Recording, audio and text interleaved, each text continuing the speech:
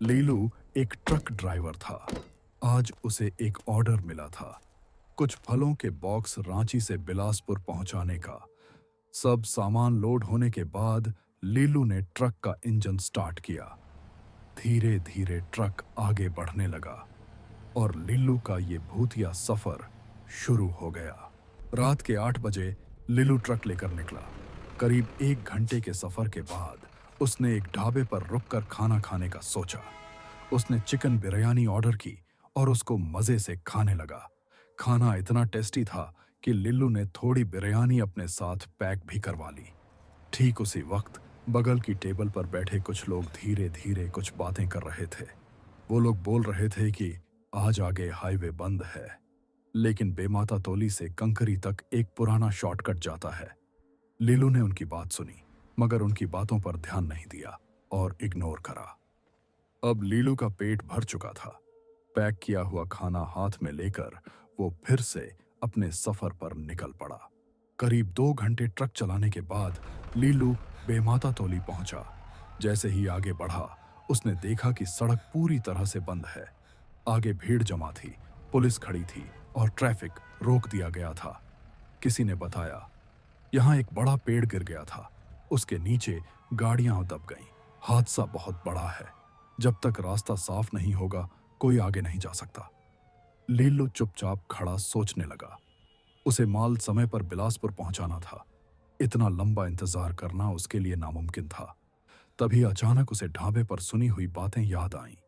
वही लोग कह रहे थे, अगर कभी हाईवे बंद हो जाए तो बेमाता तोली से कंकरी तक एक पुराना शॉर्टकट है। सुनसान है, लेकिन सीधे हाईवे से मिल जाता है। और फिर लीलू यही शॉर्टकट लेने की सोचता है। लीलू ने ट्रक को मोड़कर शॉर्टकट वाले रास्ते पर डाल दिया। ये रास्ता सुनसान और डरावना था। दोनों ओर घना जंगल और बीच में टूटी फूटी सड़क थी। लीलू समझ गया कि ये सफर आसान नहीं होने वाला, लेकिन माल समय पर पहुंचाना उसकी मजबूरी थी। इसीलिए वह ट्रक आगे बढ़ाता चला गया। लगभग आधा घंटा उस सुनसान रास्ते पर चलते हुए बीत चुका था।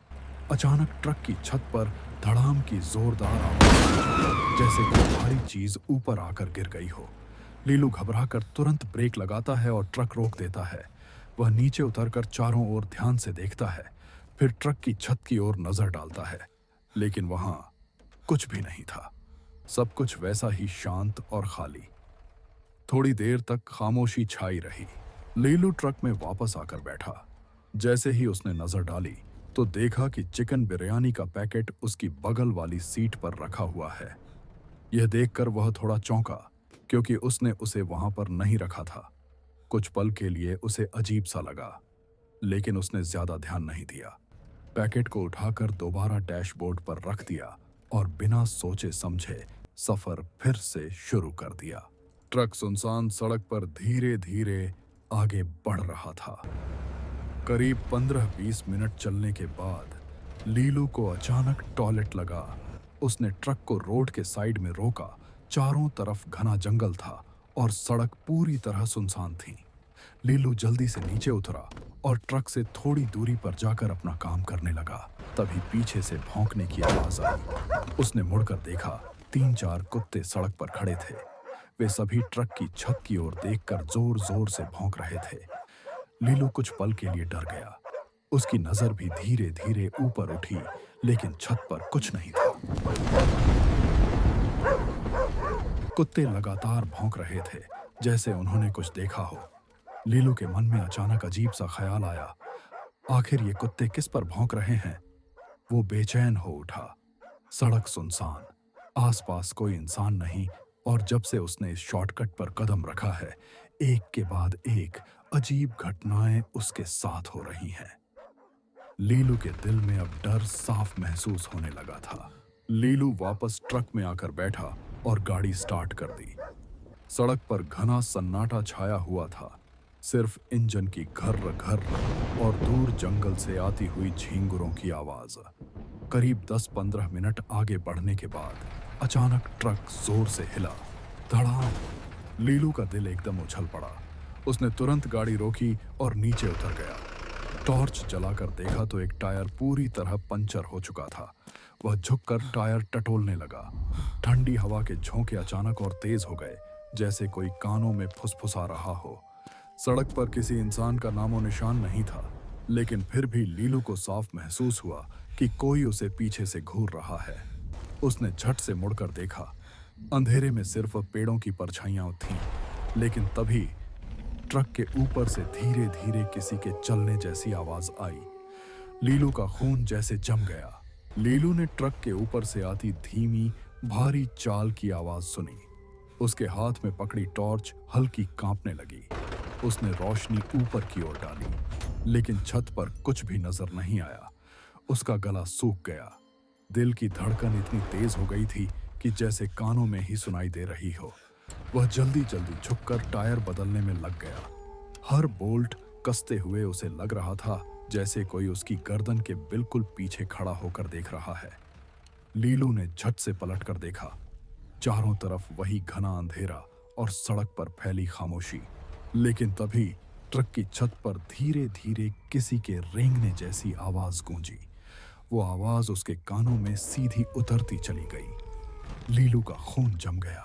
किसी तरह हिम्मत जुटाकर लीलू ने टायर बदलने का काम पूरा किया और जल्दी से ट्रक के अंदर आकर बैठ गया। उसके हाथ पांव कांप रहे थे। उसने गहरी सांस लेकर इंजन स्टार्ट करना चाहा, लेकिन तभी उसकी नजर बगल वाली सीट पर पड़ी। वहीं पर रखा था चिकन बिरयानी का पैकेट, लेकिन अब पैकेट बंद नहीं था। वो पूरी तरह फटा हुआ था और उसके अंदर का चिकन बिखर कर सीट और फर्श पर बिखरा पड़ा था। लीलू की सांसें अटक गईं। उसने तो इसे कभी नहीं खोला था और ऐसा लग रहा था जैसे किसी ने अभी अभी खाया हो और आधा छोड़ दिया हो। उसकी नज़र सीट से फर्श पर गिरे चिकन के टुकड़ों पर पड़ी। कुछ टुकड़े तो ऐसे लगे मानो किसी ने चबाकर थूक दिए हों। लीलू का पूरा शरीर सुन्न पड़ गया। उसने जल्दी से स्टीयरिंग पकड़ा और इंजन स्टार्ट कर दिया। ट्रक झटके से आगे बढ़ा, लेकिन अब उसके भीतर डर ने जड़ें जमा ली थीं। हर गियर बदलते वक्त उसे महसूस हो रहा था जैसे कोई अदृश्य साया उसके साथ ही ट्रक के अंदर मौजूद है। लीलू तेजी से ट्रक चला रहा था। सड़क पर अंधेरा गहरा होता जा रहा था और चारों ओर बस जंगल फैला था। अचानक उसकी नजर ट्रक की खिड़की से बाहर गई। दूर पेड़ों के बीच एक औरत खड़ी थी, सफेद कपड़े पहने, लेकिन अगले ही पल वो औरत नजर से गायब हो गई। उसका दिल तेजी से धड़कने लगा। कुछ दूरी और बढ़ी तो वही औरत फिर से दिखाई दी, इस बार थोड़ी और पास। लीलू ने घबराकर आंखें मल लीं, जैसे यकीन ही ना हो रहा हो। लेकिन जब तीसरी बार उसने देखा, वो औरत सड़क किनारे ट्रक की खिड़की के बिल्कुल पास खड़ी थी। लीलू ने चीख मार दी और तुरंत एक्सीलरेटर दबा दिया। गाड़ी तेजी से भागने लगी। उसने राहत की सांस ली ही थी कि तभी उसने रियर व्यू मिरर में देखा। वही औरत अब उसके ट्रक के साथ साथ दौड़ रही थी। उसका चेहरा डरावना, आंखें बिल्कुल सफेद और बाल हवा में बिखरे हुए। लीलू की फटकर चार हो गई। उसका पैर एक्सीलरेटर पर और जोर से दब गया, लेकिन औरत उसी रफ्तार से बगल में भागती रही। लीलू का डर अब हद से ज्यादा बढ़ चुका था। वो औरत लगातार ट्रक के साथ साथ दौड़ रही थी। उसकी आंखें जलती हुई सफेदी में बदल चुकी थीं। घबराहट में लीलू ने सीट पर बिखरा हुआ चिकन दोनों हाथों से उठाया और खिड़की से बाहर फेंक दिया। अगले ही पल वो औरत अचानक ट्रक का पीछा करना छोड़कर सड़क के बीचों बीच रुक गई। वो जमीन पर गिरे चिकन के टुकड़ों पर झपट पड़ी और उन्हें भयानक भूख से खाने लगी। लीलू ने यह दृश्य देखते ही पसीने से तरबतर होकर एक्सीलरेटर पूरी ताकत से दबा दिया। ट्रक गड़गड़ाता हुआ तेजी से भागा और कुछ ही देर में उसे सामने हाईवे की रोशनी नजर आई। हाईवे पर आते ही उसके दिल का बोझ कुछ हल्का हुआ। वो सीधे एक होटल में रुका और गाड़ी खड़ी कर दी। कमरे में पहुंचकर उसने कसम खा ली, आज के बाद कभी भी मैं किसी शॉर्टकट का नाम तक नहीं लूंगा। और उस रात का खौफ उसके जीवन भर उसकी रूह में चिपक गया।